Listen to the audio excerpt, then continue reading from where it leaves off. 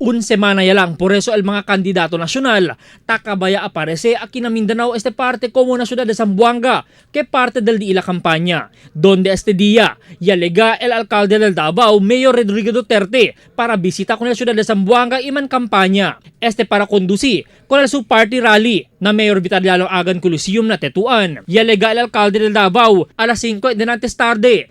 Ya principia el motorcade desde aeropuerto na pueblo na Tetuan para na Coliseum. Bien niya sali albordao el motorcade del alcalde, quien takore para presidente sa tiempo.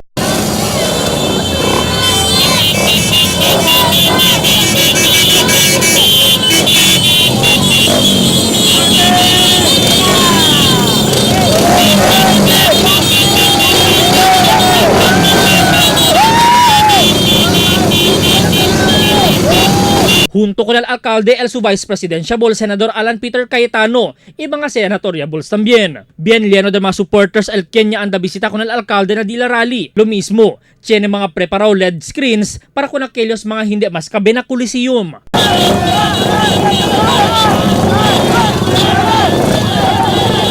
Este el primer campaña del alcalde de la ciudad y este parte del di ila último semana campaña aquí na Mindanao.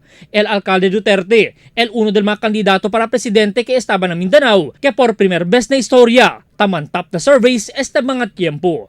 Albert Luna, Dateline Zamboanga.